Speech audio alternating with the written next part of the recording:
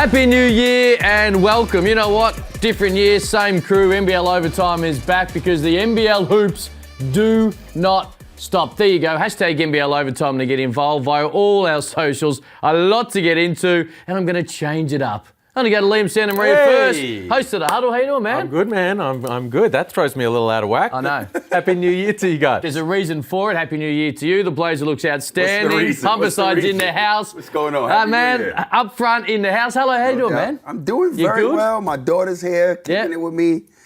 Life is good. Yeah, you know what? I actually had my first ever glass of Verve on New Year's Eve. This man, first ever time. So thank you for that. Hey, no worries. Yeah, I appreciate it. Thank you for not helping me when I was getting harassed by this lady. Hey, yo, you know dude. what? You know what? You know. No. Liam, I was getting harassed. As soon as the lady came to harass me, Cam just peeled out of the plate with the glass of champagne. Hey, seriously, the Titanic, you take a life raft and some lived, some didn't. You know what? It's the same type of thing. Way to represent you got through it. Nation. Yes. Right on, man. Hence why you went first, because that's a nice. Is that a new hoodie? It is. It's the throwback part of the throwback NBL range. You can get it from the NBL store. That looks sweet. Croc Nation, baby. Memories, man. Memories. And the reason that I had to go to you first is because every time there's a little Croc Nation shout out on the show, we got to show this. Of course, our man representing back in the day. Get up, baby. Are you serious? Get up. Is the game over? It is in Homicide's world. Jersey off. Yeah, boy. Yeah, you got to bring it back out. I literally just walked in here. This wasn't planned, people. We know we love to promote stuff, but this was not planned. Much love, though. Yeah. Now, I tell you what, you're an entertainer, and we love entertainment. It's an entertainment league, and Ty Webster provides that. And kind of out of nowhere, the news started to bubble around late last week, really over the weekend. Next thing you know, he's playing in a couple of days. Ty Webster back in the league at the Perth Wildcats. It's happened quickly, Liam, but we love it. We love it. We love it. Welcome back, Ty Webster. So good to have him back in the league. And can you believe it? He's going to play against the New Zealand Breakers. Unreal. On Wednesday night. We know what he can do. He is a highly skilled perimeter player who can put points on the board.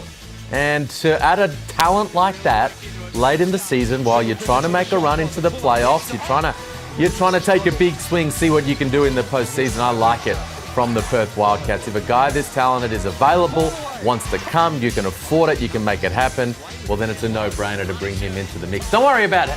The fit and Bryce and how it's all going to work. You can make that work. Great to have him back in the league. Man, he might be my favorite player in the NBL. I mean, we loved it when he was here last time. He's must-see TV. He is definitely an entertainer, but he's definitely going to add value immediately. We know he's coming in shape, ready to play. This team is really on the cusp of making top six or not. I know they're fifth now, but as we know, one win or one loss can get you in or out the top six. But this guy right here, he's a valuable piece to what they're doing. And I believe with him, you're back. I'm back. You got him in the six now. I got him in the six. Now, because the choke.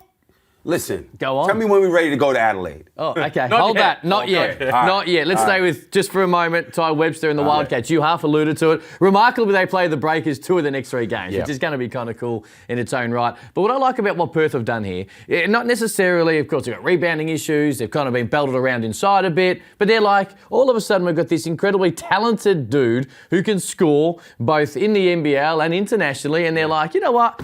We'll just make this work. We'll just jam-pack talent in and we'll have an absolute crack at this. It might not, no, he's sitting around complicating things. Oh, do we make a change? You know what? Let's get a dude who's naturalised or at least is able to play as a local and away we go. I like what Perth have done. You swing. I like to call it the Babe Ruth.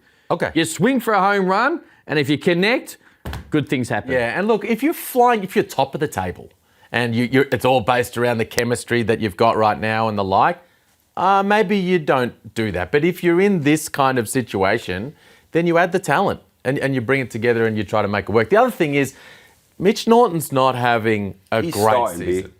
He's not having a great season. Todd Blanchfield's not having a great season. Those guys coming off the bench right now.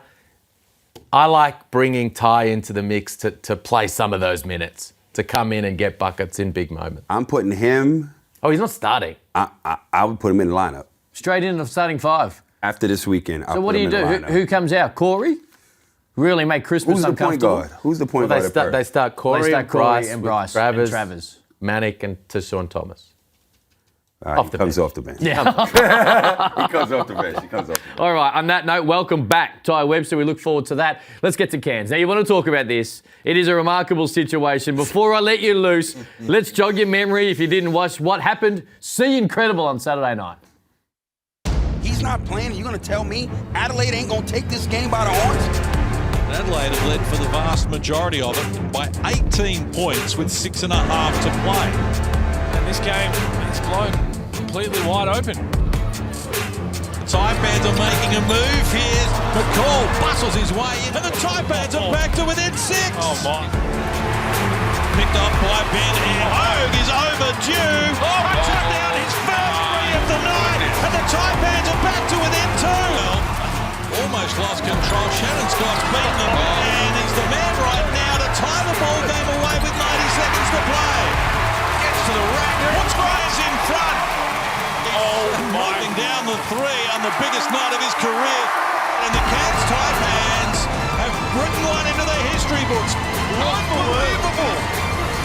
Happy New Year's, everybody. That man is the MVP for the Cairns Taipans. He's in contention to be the MVP for the season. He is not in the lineup. They're 18 down, 6.5 to go against the team who's added Ian Clark and have won 4 in a row. And then a sold-out Cairns Convention Centre went, you know what? We can get them home. That was huge. They back it up last night with the win, which is almost equally as important as winning that game. Fire away. All right. I'm going to start with Cairns first, Let's right? do Cairns. Fantastic round, 2-0. Without Keanu Penda, I think this was the most important round in the whole season because they've been flowing, like they've been doing their thing, right? At times it got turbulent, but they figured out a way to steady the ship. With Keanu Penda, without him, going against Adelaide that are in form with the addition of Ian Clark, for them, in that game, Julio and I called, as we know, Cairns was down 10 points. They went on a 16-0 run in the second. Cairns in the third was down double digits again. They come back again. In the fourth quarter, you had them down 18. There's a lot of time left, but you know every time first of all, you did well on the defensive end to get that lead. Why for the third time would you think that you said it in the show. Crossover overtime. They took their foot off the gas, and that's exactly what they did. Yeah. But why would you do that in the fourth when the first 2 times you done it in the second and the third? You saw what they would do. Finals are on the line. Yeah. Everything's on the line. Why would you do that? Stick with Cairns. Stick with Cairns. Okay, thank you. Shannon Scott, fantastic performance with Keanu Penda out.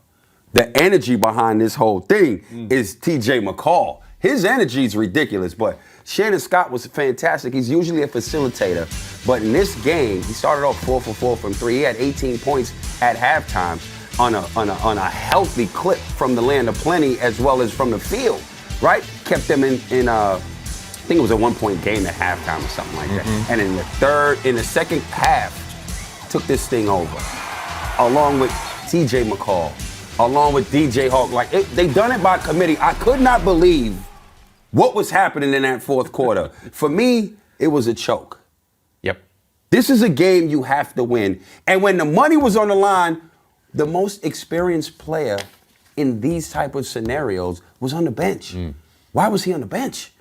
Everybody else was like a deer stuck in headlights, not really understanding what's happening. Yo, I've been there before on both sides. Like, I can't believe like we're about to lose this game. I know. Deer stuck in headlights. I've been there before, and I've been the aggressor. Like, we about to win this game. We're not losing. You need an experienced guy on the court to make plays happen, whether he's passing the ball or he's scoring the ball. Yeah. Why was he on the bench? Shouldn't have Why been. was he there? He shouldn't have been. That's the game right Yeah. there. That's why you brought him in. I don't think it wasn't the reason Cairns came back, because they were 18 up, and then I think they were 6 up when he brought Clark out. So the train was already off the tracks. But he was the guy to potentially help get it back on. It was still a buffer. Still- You understand? still leading, right. Yeah, you're making a run, but we still up. And what happened was he had played him an extended period and was thinking, Ian's running out of legs. I'm going to give him a quick couple of minutes here.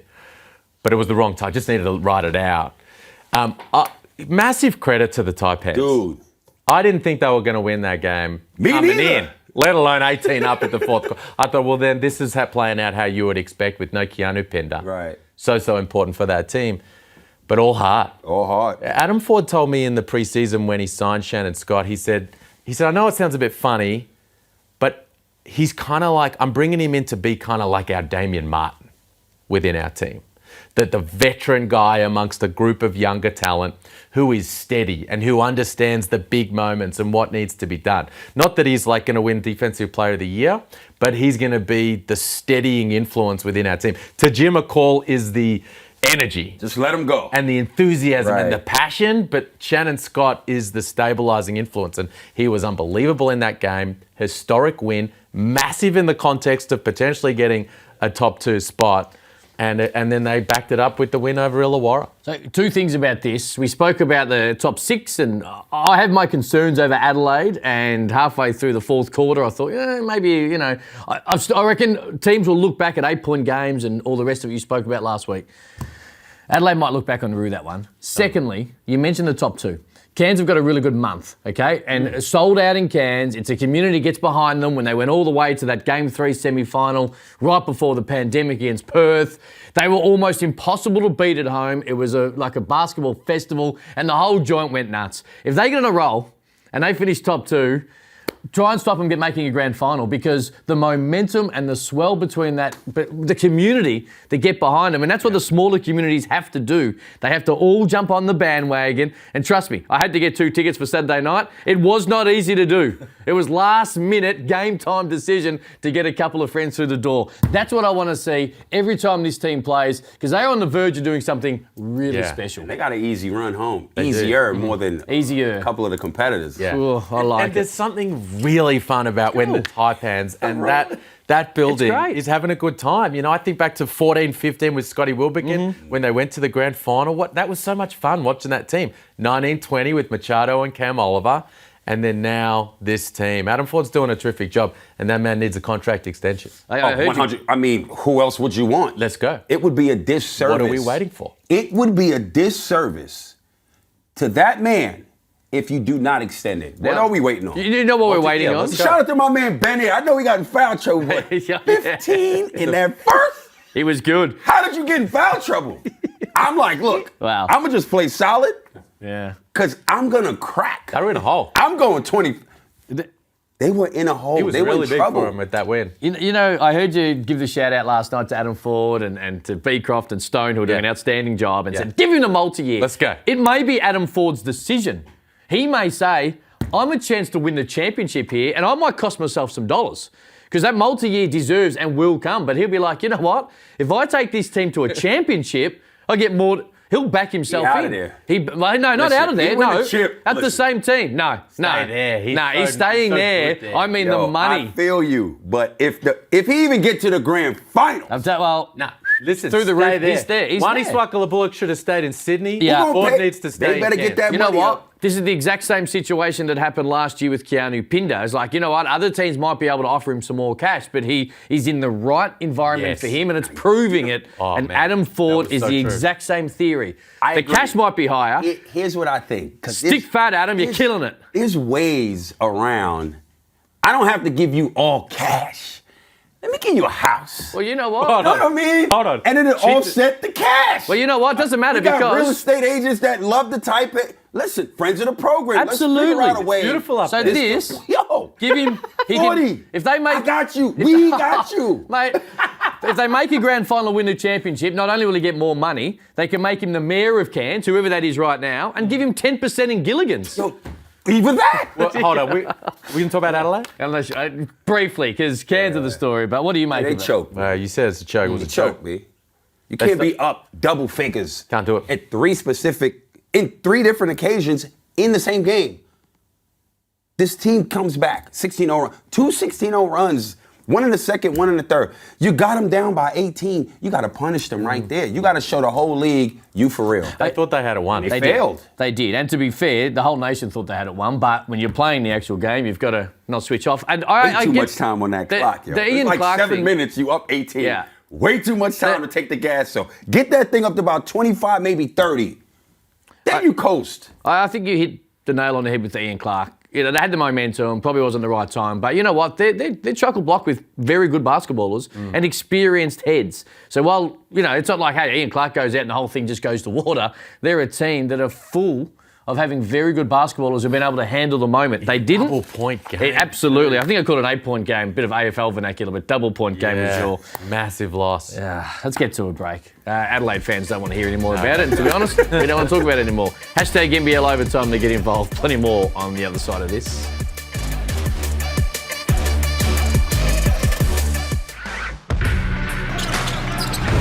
They are making a focus of Chris Golding right now, trying to get him loose. Here's Golding, starting to really cook. It's a sign of a genuine shooter. When you're 0 of 8, can go a little gun shy. Oh my! Wow. 3 quick threes. World-class shooter, lighting it up. He's one of the best to ever do it in the NBL, and he did it again on the back of some illness. He didn't always look 100%, to be fair, on New Year's Day, but Chris Golding stood up when he had to, as he has done so often, and got the job done for Melbourne United in Brisbane. Fun to watch. When he's in that mood, Liam Santamaria, you were calling the game. It is very, very, very entertaining. But it does now lead to an interesting conversation. Our man Homicide said, I don't want to talk Melbourne United anymore. Well, you know what? That was 3 weeks back, and since then they've been really good. Their really only blemish has been that Christmas Day game without Chris Golding. And all of a sudden, we're starting to talk maybe top 6, and this team's dangerous. Well, they did lose that game on Christmas Day without Chris Golding. They lost that game in Perth that they should never have lost. But look, this is the ladder that we put up last week when we talked double-point games. And look, Melbourne United shaded out in grey. Not a chance. We put a red line through them. But then this is the current ladder. And you know what? Oh, we've highlighted I'm putting them back in the mix. This team, look at the numbers. When Adelaide and Tas, all these teams dropping games every now and then, they are no longer just the mathematical chance. They've won 5 of their last 7. 15 and 13 will definitely get you in, I think. 14 and 14 might. Because those teams, we spoke about double-point games, they all play each other, so losses are going to happen. So they've got another loss up their sleeve. Now, tough games coming up. They got 2 against New Zealand, they got 2 against Adelaide, but they are one of the informed teams in the league, and they're winning a whole bunch of games right now. Inform too late in the season. Put them back in the shade. I'm not. See you later, Melvin. I'm not. Don't be mad at me when you see me in the arena next either. There's 2 things. It's over. They're not informed too late. I think they got their roster probably complete too late. Shea Ely, obviously, huge out. Rattan Mays to the bench, which is what they were planning on doing. Of course, Marcus Lee's actually been pretty decent based on what they needed. The whole thing. We've spoken a lot about them. In the NBL, you can sometimes, after the end of the season, in hindsight, look back on particular moments. And I just have a feeling, and if they make the playoffs, they're going to be incredibly dangerous because they might be the hottest team in the league to be able to get in there. And you don't want to play them. It doesn't matter who it is. You don't want Melbourne United rolling in a do-or-die elimination game with the guys that have got on their roster. I think they'll look back on that Perth Wildcats game and go, you know what, we were 30 seconds away from making a legitimate charge at this. And when you don't have things go right early, you need everything to go right late. And that rarely happens in pro sport. No, that is true. But they're a top 6 team the way they're playing right now. Quality right now. Absolutely. Yeah, I think that's right. And it's funny, it does happen almost every year in the NBL. You think back to that Scotty Hobson New Zealand Breakers team. That if they had got in, that would have been very, very scary. You think one of those Brisbane Bullets teams that ended up just outside, man, they were playing really well at the end of the season. This is a similar type of situation, but Dean Vickerman said exactly what you said. He said, listen, if we do get in, we're going to be scary because the bottom line is, yes, they're playing well, 5 of their last 7. But also, if they do manage to get in, they will clearly have been continuing to play at a really high level. And they've got 6 games to go. I think if they go 5-1, they're in. Yo. If they go 4-2, they might be in. Melbourne United. They've won 5 of their last 7. Never going 5-1. Never, ever, ever going 5-1. Their schedule is way too difficult.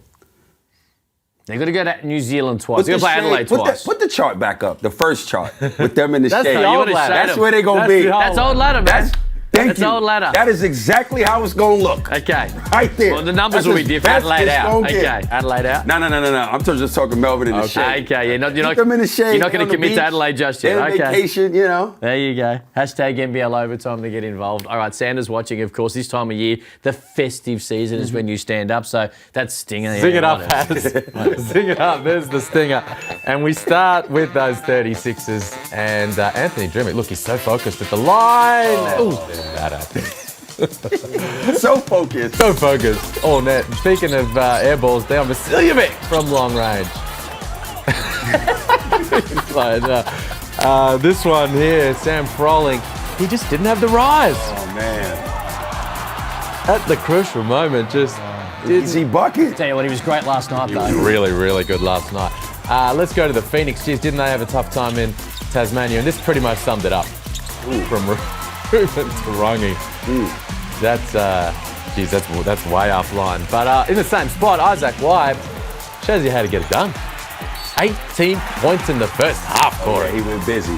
Shout out to Isaac. Look at the party there from the Jack Jumpers. Junior Madut, that's a travel. That's a travel. I'm sorry, my man. Absolutely a travel. That's a travel. But you know what? If the NBL want to start ignoring travels, I'm all for it due to the entertainment of it. But how's the ball movement here? Bang, bang, bang, bang. Layup. Yeah. More of that required down the stretch. And I'm not sure what Josh Majet's thinking here. Nah, that was a great pass. That was a great... Look at that. That's on the money. That is a great pass. You're a point guard, Liam. That's the type of stuff... He's overpassing at the moment, Josh Majet. This from Xavier Cooks. Oh. Yeah. Is that a good pass? No, that's a bad pass. Although, at least he can blame his teammate there. What about this? Sam Froling, he found his coach. Perfect. You know what? He's got to shoot that. Look at He has to Look shoot at it. He's got to shoot it. Come on, Jacob. Let it fly. You got to shoot it in when the opportunity presents the opportunity. You've got to let it fly. As a coach, you've got to at least kind of you got to do a little fake. Yeah. And, you know, it's still being in Santa's watching. There you go. Let him know if you find one. Let's get to a break. Yes or no on the other side of this? Uh-oh.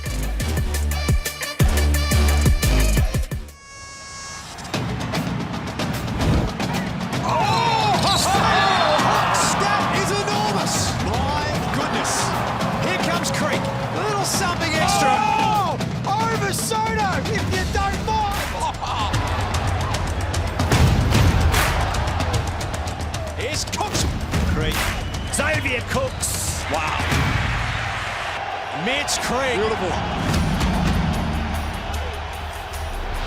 Well, that's the matchup we all want. Creek v Cooks. We're not too far away from seeing it again. Two men legitimately deep in the MVP contendership. Of course, you change your MVP rankings weekly. Who'd you have number one this week? You know what? Mitch Creek is number 2. Xavier Cooks is number 1. Keanu Pender's hanging on by a thread because Bryce Cotton, people keep mentioning me, Bryce Cotton. Get in the top 4. Then I can talk about you as far as MVP is concerned. Mm-hmm. Liam, we were robbed of this matchup. Robbed. Cam, we were robbed. We see it tomorrow. Mm-hmm. And there's a lot on the line here. They both are close, right? Equally close. But there can only be one. And this matchup is going to say a lot. That's going to determine who's MVP. And more than that, what else, Liam? Hey. Talk to me, Liam. Well, Boomers. Yeah. There we go. Boomers around the corner, and these two guys play the same position. The Phoenix, we know how undermanned they are. Now, Trey Kell, unlikely. Now, Foxwell, unlikely. If Creek can lead that team to victory over the ladder leaders. It's done. Oh, boy. It's not done. It's done. It's not It's done. not done, but it will be huge, but it's done. not done. It's done. It's going to come down to matchups. It's going to come down to, let's say it's 92-92 in votes.